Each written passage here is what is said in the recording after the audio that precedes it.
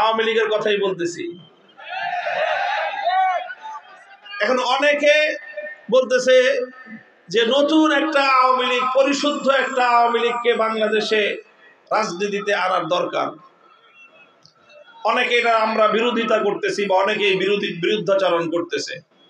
ইনসাফের কথা হলো যে অন্য সকলের যেরকম রাজনীতি করার অধিকার আছে, আওয়ামী লীগ যদি রাজনীতি করতে চায় তার আগে তাদেরকে বাংলাদেশের মানুষের রক্তের দাম চুকাইতে হবে।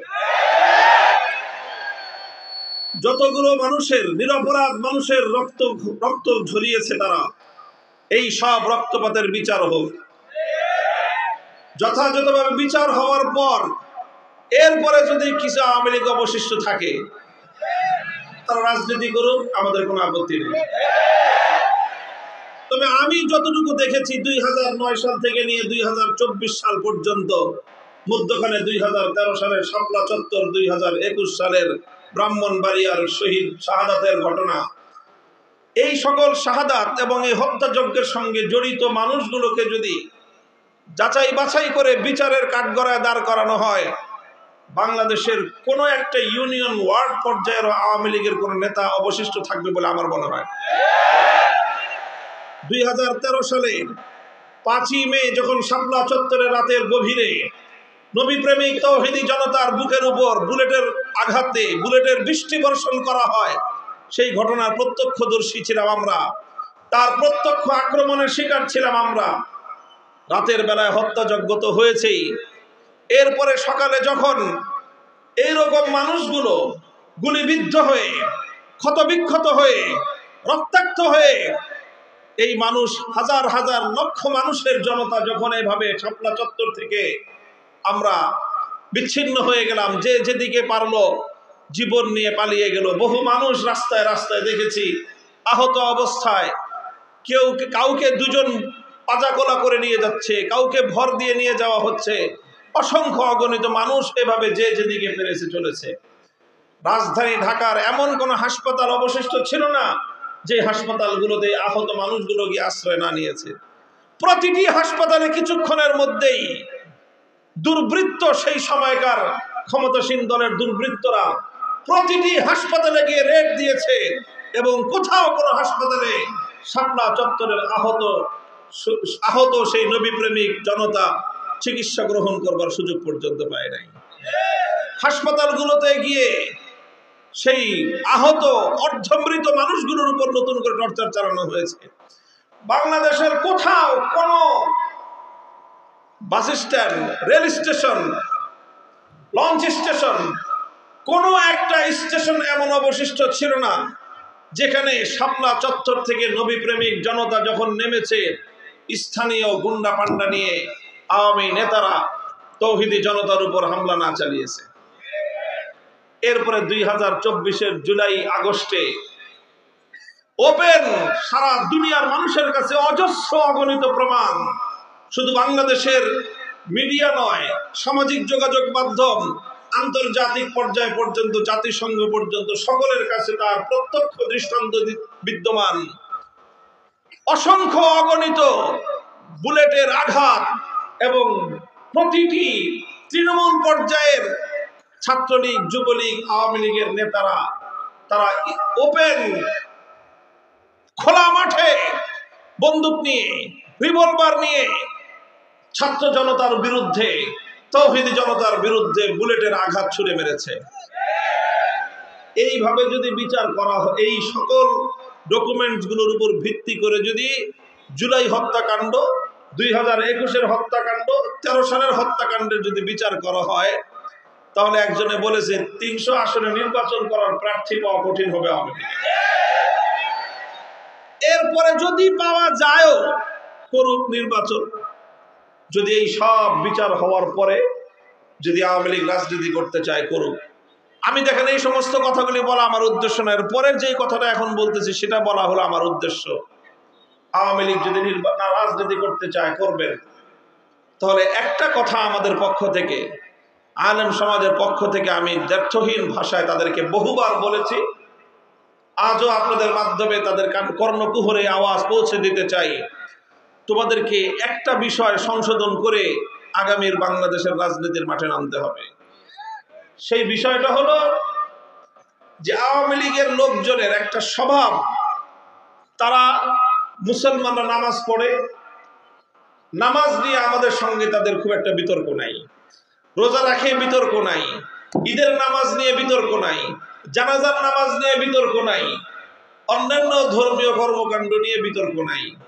যখনই আমরা রাষ্ট্রে ইসলামী রাষ্ট্র প্রতিষ্ঠার দাবি তুলি, যখনই আমরা ইসলামী রাজনীতির কথা বলতে চাই, যখনই আমরা ইসলামী রাষ্ট্র প্রতিষ্ঠার কথা বলতে চাই, তখন তারা আমাদের কণ্ঠ চেপে ধরার চেষ্টা করে। ইসলামী রাজনীতিকে তারা বন্ধ করার, ইসলামী রাজনৈতিক যে কোনো তৎপরতার তারা টুটি চেপে ধরবার চেষ্টা করে। এটা হলো আওয়ামী লীগের সবচেয়ে বড় বিরোধ ইসলামপন্থীদের সঙ্গে। তারা ইসলামের রাজনৈতিক উত্থানকে সহ্য করতে পারে না, ইসলামী রাষ্ট্র প্রতিষ্ঠার চেষ্টাকে তারা সহ্য করতে পারে না। বরং তারা সবচেয়ে জঘন্য যে কাজটা করে সেটা হলো ইসলামী রাজনীতি যারা করে, ইসলামী রাষ্ট্র প্রতিষ্ঠার রাজনীতি যারা করে, তাদের এই রাজনৈতিক তৎপরতাকে ধর্ম ব্যবসা বলে আখ্যায়িত করে। মুহতারাম হাজিরিন, মরহুম আল্লামা দেলোয়ার হোসেন সাঈদী রহমতুল্লাহি আলাইহি একটা কথা বলতেন, আরে ধর্ম নিয়ে রাজনীতি তো তাদেরটা নয় যারা ধর্মকে প্রতিষ্ঠার জন্য রাজনীতি করে। আলহামদুলিল্লাহ, আমরা তো আল্লাহর জমিনে আমাদের ওপেন বক্তব্য, পরিষ্কার ঘোষণা, জীবনের লক্ষ্য আমাদের আল্লাহর জমিনে আল্লাহর দ্বীনকে জিন্দা করব, আল্লাহর জমিনে আল্লাহর দ্বীনকে বিজয়ী করব, আল্লাহর জমিনে কোরআনী শাসন কায়েম করব, আল্লাহর জমিনে খেলাফত কায়েম করব। সেজন্য যদি জীবন দিতে হয়, জীবন দেওয়াকে সৌভাগ্য মনে করব, রক্ত দিতে হলে রক্তের গঙ্গা প্রবাহিত করব, সন্তানদেরকে ইতিম করতে হলে সন্তানরা ইতিম হবে, স্ত্রীদেরকে বিধবা করতে হলে তারা বিধবা হবে। জীবনের বিনিময়ে আল্লাহর জমিনে কোরআনের রাজ কায়েম হলো, এটাই আমাদের চূড়ান্ত স্বপ্ন। মুহতারাম হযরত উলামায়ে কেরাম, সম্মানিত শ্রদ্ধাভাজন আমার মুরব্বী সাহেবান, সমবেত ইসলাম প্রিয়, কোরআন প্রেমিক, নবী প্রেমিক, তাওহীদি মুসলমান ভাই ও বন্ধুগণ, পর্দার অন্তরালে অবস্থানরত আমার সম্মানিত মা ও বোনেরা,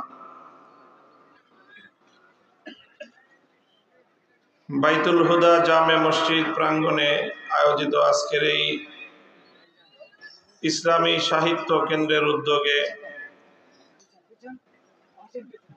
আয়োজিত আজিমুশান ইসলামী মহাসম্মেলনের উপস্থিত আল্লাহ পাক রব্বুল আলামিন আমাদের যাদেরকে তৌফিক দিয়েছেন এখানে সমবেত হওয়ার, আল্লাহ পাক রব্বুল আলামিনের বড়ই মেহেরবানি। এমন একটি সুন্দর আয়োজন, সুন্দর একটি উদ্যোগের সাথে আমরা সম্মিলিত হতে পেরেছি, শরীক হতে পেরেছি। এই জন্য আল্লাহর দরবারে কালেমাতুশ শুকরের হাদিয়া পেশ করি আলহামদুলিল্লাহ। বাংলাদেশের একজন বরেণ্য ইসলামিক আলোচক, আলেমে দ্বীন, বন্ধুবর হযরত মাওলানা আব্দুল হাই মুহাম্মদ সাইফুল্লাহ, তার আমন্ত্রণেই মূলত আজকে আপনাদের এখানে আমার আসার সুযোগ হয়েছে। এখানে তিনি আরো অনেক বড় বড় উলামায়ে কেরামকে, ব্যক্তিত্বকে তিনি উপস্থিত করেছেন আপনাদের সম্মুখে। আপনাদের এই অঞ্চলের মানুষের জন্য এটা একটা আনন্দের উপলক্ষ। জনাব শেখ আহমদুল্লাহ হাফিজাহুল্লাহ তাআলা ওয়া রাআহ এতক্ষণ পর্যন্ত আপনাদের সম্মুখে অত্যন্ত জ্ঞানগর্ভ আলোচনা পেশ করেছেন। এছাড়াও আরো অন্যান্য উলামায়ে কেরাম এসেছেন। তো একজন আলেমে দ্বীন যদি একটি উদ্যোগ গ্রহণ করে এবং সেই এলাকার মানুষ যদি তাকে সহযোগিতা করে, তাহলে উলামায়ে কেরাম এ জাতিকে সুন্দর সমাজ বিনির্মাণে যে সুচারু নেতৃত্ব দিতে পারে, সেটা অন্য কোনো সম্প্রদায়ের পক্ষে সম্ভব নয়। আপনাদের এই আদমদিঘির এই গ্রামের মানুষ, আপনাদের গ্রামের নাম হলো চাটখইর। তো আপনারা সেই দৃষ্টান্ত স্থাপন করেছেন। আশা করি এভাবেই আমরা বৃহত্তর পর্যায়ে, রাষ্ট্রীয় পর্যায়ে এবং বৈশ্বিক পর্যায়ে নতুন বিপ্লব আনার যে স্বপ্ন দেখছি, ইনশাআল্লাহ সেই বিপ্লব তো সাধিত হবেই, সন্দেহের কোনো অবকাশ নেই।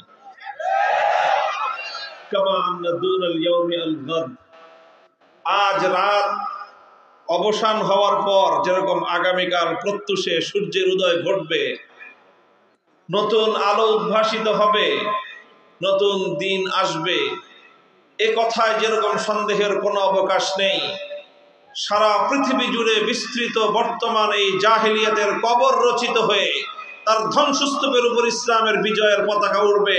রুখবার সাধ্য পৃথিবীর কোন শক্তির হবে না ইনশাআল্লাহ। এবং পৃথিবীতে তার দিকে দিকে পূর্বাভাস শুরু হয়েছে, অগ্রাভিযান শুরু হয়ে গিয়েছে ইনশাআল্লাহ।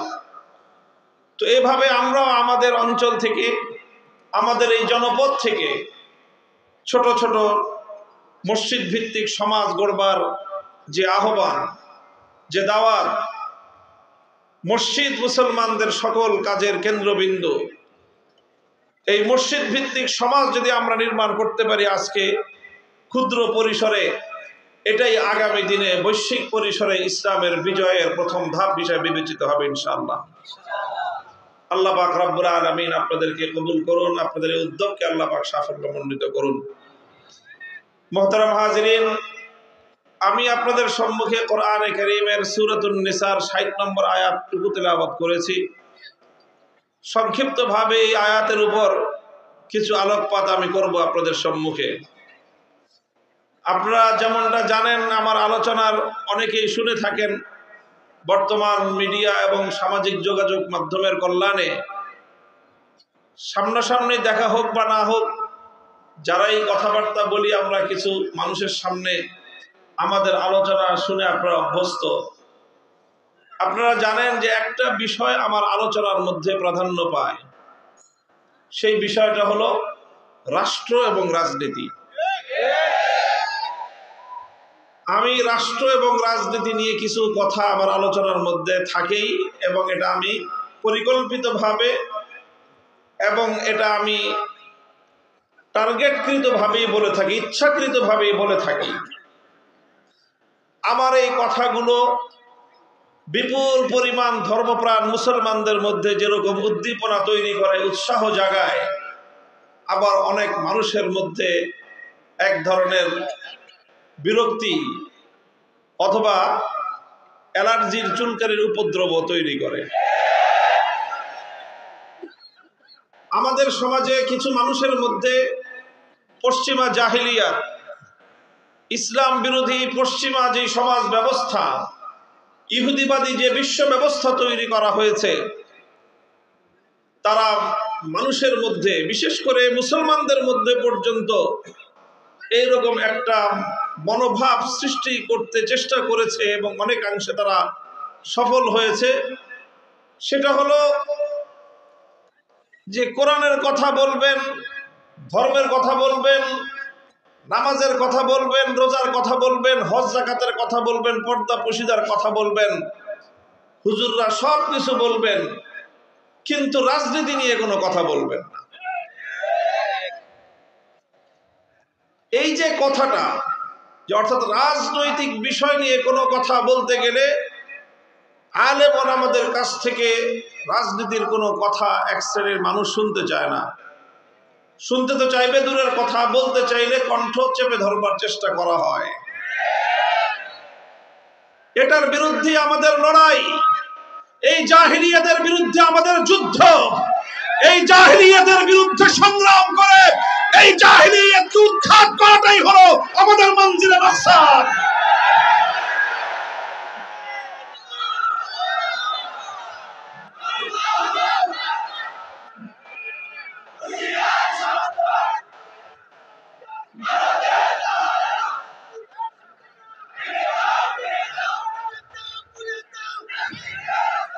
আমরা ইসলামী জীবন ব্যবস্থার প্রতিটি দিক নিয়ে কথা বলবো।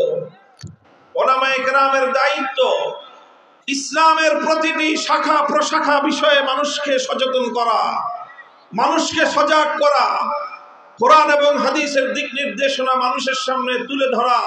এটা আলেম ওলামাদের ঐতিহাসিক জিম্মাদারি। মানুষের ঈমান আকীদা নিয়ে যেমনি ভাবে তারা কথা বলবে, মানুষের ঈমান আকীদায় ত্রুটি বিচ্যুতি দেখা দিলে সেই ঈমান এবং আকীদাকে পরিশুদ্ধ করবার জন্য, মানুষের ঈমান দুরুস্ত করার জন্য মানুষকে কোরআন এবং হাদিসের দিক নির্দেশনা, ঈমান এবং আকীদার কথা তুলে ধরা আলেমদের দায়িত্ব। হালাল হারাম সম্পর্কে মানুষের মধ্যে যখন অসচেতনতা তৈরি হবে, তখন হালাল হারামের ব্যাপারে মানুষকে সজাগ করা আলেমদের দায়িত্ব। ইসলামী শরীয়তের ফরজ বিধিবিধান সংক্রান্ত বিষয়ে যখন মানুষের মধ্যে গাফলতি দেখা দিবে, মানুষকে ফরজ বিধিবিধান সম্পর্কে জাগ্রত করা এটা আলেম ওলামাদের দায়িত্ব। মানুষের মধ্যে যদি আচার আচরণগত ভাবে, মানুষের মধ্যে পারস্পরিক মুআশারাত এবং মানুষের সামাজিক আচার আচরণের ব্যাপারে যদি ইসলামের বিধিবিধান লঙ্ঘিত হতে দেখা যায়, সেই ব্যাপারে সমাজকে মানুষকে জাগ্রত করা, মানুষকে সচেতন করা এটা আলেম ওলামাদের দায়িত্ব। ব্যবসা বাণিজ্যের লেনদেনের মধ্যে যদি মানুষ শরীয়তের সীমা লঙ্ঘন করতে থাকে, তখন সেই সমাজকে, সেই জাতিকে, সেই মানুষকে ব্যবসা বাণিজ্যের ক্ষেত্রে আল্লাহর হুকুম শরীয়তের বিধান মানতে উদ্বুদ্ধ করা, তাদেরকে সতর্ক করা, তাদেরকে সচেতন করা এটা আলেম ওলামাদের দায়িত্ব। প্রতিটি বিষয়ে যেমনি ভাবে আলেম ওলামাদের দায়িত্ব, ঠিক তদ্রুপ যখন রাষ্ট্র এবং রাজনীতি ইসলামের বিরুদ্ধে পরিচালিত হতে থাকে, মুসলিম সমাজের রাষ্ট্র ব্যবস্থা যখন মুসলমানদের ঈমান হরণ করতে চেষ্টা করে, মুসলমানদের মধ্যে যখন ঈমান বিধ্বংসী কুফরি রাজনীতির মহামারী তৈরি হয়, তখন আলেম সমাজকে ঠিক একইভাবে কুফরি রাষ্ট্র ব্যবস্থা রাজনীতির বিরুদ্ধে কথা বলবার জন্য যে কোনো ঝুঁকি গ্রহণ করা, সেটাও আলেমদের ঐতিহাসিক দায়িত্ব। মুহতারাম হাজিরিন, একটু পরে তাকবীর দিবেন। আল্লাহ পাক রব্বুল আলামিন তৌফিক দান করেন।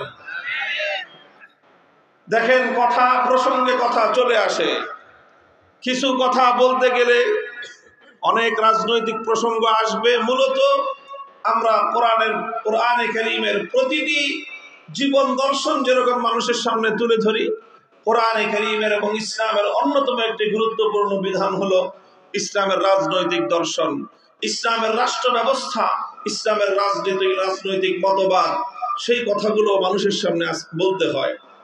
আমার একটা ছোট্ট অ্যানালাইসিস হলো, আমার ছোট্ট একটা পর্যবেক্ষণ হলো, বর্তমানে মুসলিম বিশ্বের মধ্যে, বিশেষ করে আমাদের দেশে, নানাভাবে মানুষের ঈমান, আমল, আকীদা নানাভাবেই ক্ষতিগ্রস্ত হচ্ছে। নানাভাবে সিনেমা, নভেল, নাটক ইত্যাদির মাধ্যমে মুসলমানদের ক্ষতি হচ্ছে, তবে মুসলমানদের আমলের ক্ষতি হয়। চুরি, ডাকাতি, ছিনতাইয়ের মাধ্যমে মুসলমানদের ক্ষয়ক্ষতি হয়, মুসলমানদের সহায় সম্পদের ক্ষতি হয়। মাদকের করাল গ্রাস গোটা সমাজকে ছেয়ে নিচ্ছে, মাদকের দ্বারা মুসলমানদের আমল নষ্ট হয়, মাদক গ্রহণ করলে আমল নষ্ট হয়। সমাজে নানা ধরনের শিরক বেদাতের অনেক কার্যকলাপ পরিচালিত হচ্ছে।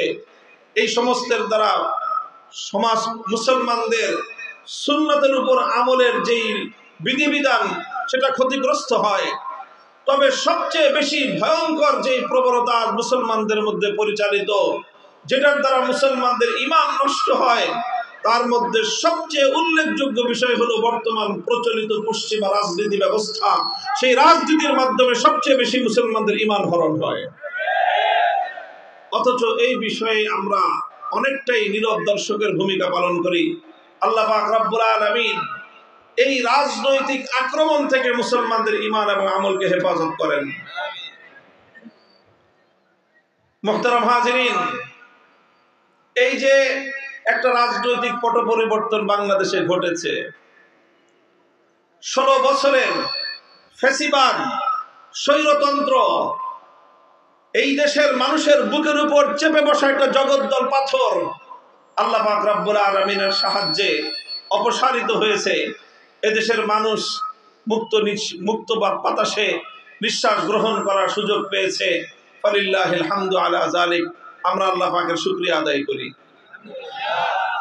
এখন একটা নতুন আলোচনা, নতুন একটা কথা আসতেছে। এই বিদায়ী ফ্যাসিবাদী আর কথা রাগঢাক রেখে বলে লাভ কি, আওয়ামী লীগের কথাই বলতেছি। এখন অনেকে বলতেছে যে নতুন একটা আওয়ামী লীগ, পরিশুদ্ধ একটা আওয়ামী লীগকে বাংলাদেশে রাজনীতিতে আনার দরকার। অনেকে এটা আমরা বিরোধিতা করতেছি বা অনেকেই বিরুদ্ধাচরণ করতেছে। ইনসাফের কথা হলো যে অন্য সকলের যেরকম রাজনীতি করার অধিকার আছে, আওয়ামী লীগ যদি রাজনীতি করতে চায় তার আগে তাদেরকে বাংলাদেশের মানুষের রক্তের দাম চুকাইতে হবে। যতগুলো মানুষের, নিরপরাধ মানুষের রক্ত ঝরিয়েছে তারা, এই সব রক্তপাতের বিচার হোক। যথাযথভাবে বিচার হওয়ার পর এরপরে যদি কিছু আওয়ামী লীগ অবশিষ্ট থাকে তারা রাজনীতি করুক, আমাদের কোনো আপত্তি নেই। তবে আমি যতটুকু দেখেছি 2009 সাল থেকে নিয়ে 2024 সাল পর্যন্ত, মধ্যখানে 2013 সালের শাপলা চত্বর, 2021 সালের ব্রাহ্মণবাড়িয়ার শহীদ শাহাদাতের ঘটনা, এই সকল শাহাদাত এবং এই হত্যাযজ্ঞের সঙ্গে জড়িত মানুষগুলোকে যদি যাচাই বাছাই করে বিচারের কাঠগড়ায় দাঁড় করানো হয়, বাংলাদেশের কোন একটা ইউনিয়ন ওয়ার্ড পর্যায়ের আওয়ামী লীগের কোন নেতা অবশিষ্ট থাকবে বলে আমার মনে হয়। 2013 সালের 5ই মে যখন শাপলা চত্বরে রাতের গভীরে নবী প্রেমিক তৌহিদি জনতার বুকের উপর বুলেটের আঘাতে বুলেটের বৃষ্টি বর্ষণ করা হয়, সেই ঘটনার প্রত্যক্ষদর্শী ছিলাম আমরা, তার প্রত্যক্ষ আক্রমণের শিকার ছিলাম আমরা। রাতের বেলায় হত্যাযজ্ঞ তো হয়েছেই, এরপরে সকালে যখন এইরকম মানুষগুলো গুলিবিদ্ধ হয়ে, ক্ষতবিক্ষত হয়ে, রক্তাক্ত হয়ে, এই মানুষ হাজার হাজার লক্ষ মানুষের জনতা যখন এভাবে শাপলা চত্বর থেকে আমরা বিচ্ছিন্ন হয়ে গেলাম, যে যেদিকে পারলো জীবন নিয়ে পালিয়ে গেল। বহু মানুষ রাস্তায় রাস্তায় দেখেছি আহত অবস্থায়, কাউকে দুজন পাজাকোলা করে নিয়ে যাচ্ছে, কাউকে ভর দিয়ে নিয়ে যাওয়া হচ্ছে। অসংখ্য অগণিত মানুষ এভাবে যে যেদিকে পেরেছে চলেছে। রাজধানী ঢাকার এমন কোন হাসপাতাল অবশিষ্ট ছিল না যে হাসপাতালগুলোতে আহত মানুষগুলো গিয়ে আশ্রয় না নিয়েছে। প্রতিটি হাসপাতালে কিছুক্ষণের মধ্যেই দুর্বৃত্ত, সেই সময়কার ক্ষমতাসীন দলের দুর্বৃত্তরা প্রতিটি হাসপাতালে গিয়ে রেড দিয়েছে এবং কোথাও কোনো হাসপাতালে শাপলা চত্বরের আহত সেই নবী প্রেমিক জনতা চিকিৎসা গ্রহণ করবার সুযোগ পর্যন্ত পায় নাই। হাসপাতালগুলোতে গিয়ে সেই আহত অর্ধমৃত মানুষগুলোর উপর নতুন করে টর্চার চালানো হয়েছে। বাংলাদেশের কোথাও কোনো bus stand, rail station, launch station, কোনো একটা স্টেশন এমন অবশিষ্ট ছিল না যেখানে শাপলা চত্বর থেকে নবী প্রেমিক জনতা যখন নেমেছে, স্থানীয় গুন্ডা পান্ডা নিয়ে আওয়ামী নেতারা তৌহিদি জনতার উপর হামলা না চালিয়েছে। এরপরে 2024-এর জুলাই আগস্টে ওপেন সারা দুনিয়ার মানুষের কাছে অজস্র অগণিত প্রমাণ, শুধু বাংলাদেশের মিডিয়া নয়, সামাজিক যোগাযোগ মাধ্যম, আন্তর্জাতিক পর্যায় পর্যন্ত, জাতিসংঘ পর্যন্ত সকলের কাছে তার প্রত্যক্ষ দৃষ্টান্ত বিদ্যমান।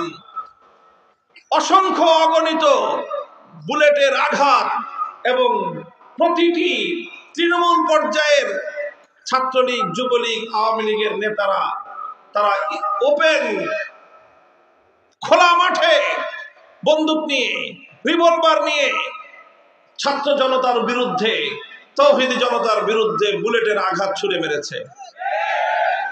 এইভাবে যদি বিচার করা হয়, এই সকল ডকুমেন্টস গুলোর উপর ভিত্তি করে যদি জুলাই হত্যাকাণ্ড, 2021-এর হত্যাকাণ্ড, 13 সালের হত্যাকাণ্ডের যদি বিচার করা হয়, তাহলে একজনে বলেছে 300 আসনে নির্বাচন করার প্রার্থী পাওয়া কঠিন হবে আওয়ামী লীগে। এর এরপরে যদি পাওয়া যায়ও করুক নির্বাচন, যদি এই সব বিচার হওয়ার পরে যদি আওয়ামী লীগ রাজনীতি করতে চায় করুক। আমি দেখেন এই সমস্ত কথাগুলি বলা আমার উদ্দেশ্য না, এর পরের যে কথাটা এখন বলতেছি সেটা বলা হলো আমার উদ্দেশ্য। আওয়ামী লীগ যদি রাজনীতি করতে চায় করবেন, তাহলে একটা কথা আমাদের পক্ষ থেকে, আলেম সমাজের পক্ষ থেকে আমি দ্ব্যর্থহীন ভাষায় তাদেরকে বহুবার বলেছি, আজও আপনাদের মাধ্যমে তাদের কর্ণকুহরে আওয়াজ পৌঁছে দিতে চাই। তোমাদেরকে একটা বিষয় সংশোধন করে আগামীর বাংলাদেশের রাজনীতির মাঠে নামতে হবে।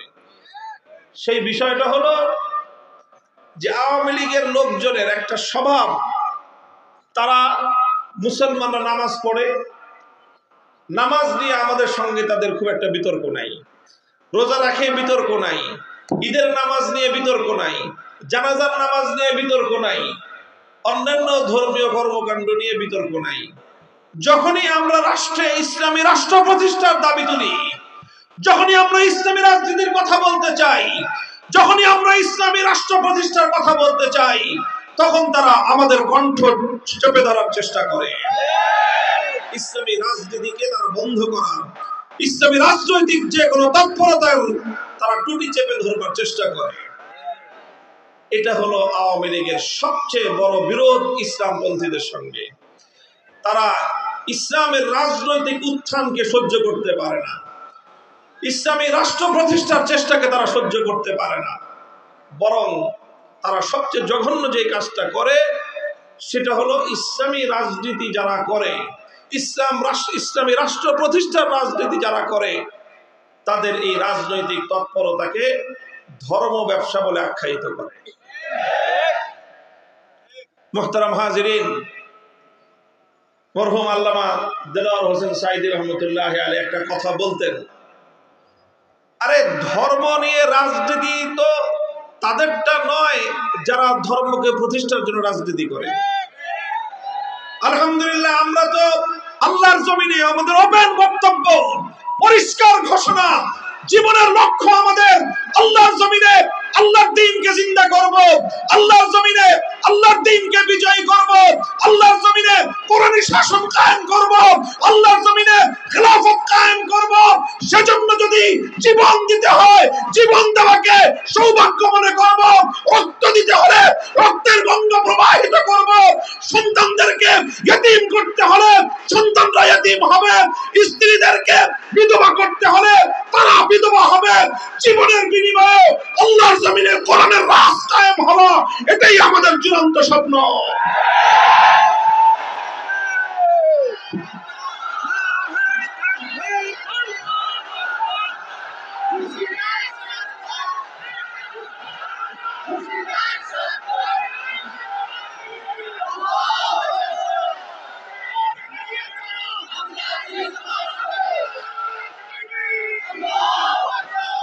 এটা তো আমাদের পরিষ্কার কথা। আমরা আমাদের সব কিছুর বিনিময়ে হলেও আল্লাহর জমিন আল্লাহর দ্বীনকে বিজয়ী করতে চাই, কোরআনের রাজ কায়েম করতে চাই, ইসলামী শাসন ব্যবস্থা প্রতিষ্ঠা করতে চাই। আল্লাহর এই জমিনকে আল্লাহর আইন দ্বারা আমরা শাসন এবং পরিচালনা করতে চাই। আল্লাহর পক্ষ থেকে আমাদেরকে যে খেলাফতের মহান জিম্মাদারি দেওয়া হয়েছে, সেই খেলাফতের দায়িত্বে সারা পৃথিবীতে আমরা আল্লাহ পাক রব্বুল আলামিনের খেলাফতের সোনালী শাসন ফিরিয়ে আনতে চাই। আমাদের এই কথার মধ্যে কোনো রাগঢাক নাই, কোনো রাগঢাক নাই, কোনো গোপনীয়তার কিছু নাই। এটা আমাদের ওপেন চ্যালেঞ্জ, আমরা এটাই করতে চাই। কাজেই আমরা কোরআনের জন্য জীবন দিতে প্রস্তুত। আমরা কোরআনকে তেলাওয়াত করি, আমরা আল্লাহর কোরআনকে জানার চেষ্টা করি, কোরআনের জ্ঞান অর্জন করার চেষ্টা করি, কোরআনের আহ্বান মানুষের কর্ণকুহরে পৌঁছে দেওয়ার পয়গাম নিয়ে আমরা দুনিয়াতে ফেরি করি এবং আল্লাহর কোরআনের সমাজ বিনির্মাণ করবার জন্য, কোরআনের রাজ করবার জন্য আমরা আমাদের জীবনকে বাজি লাগাই। এটা আমাদের স্বপ্ন, এটা আমাদের সাধনা, এটাই আমাদের জীবন, এটাই আমাদের মরণ। কাজেই এটা আমাদের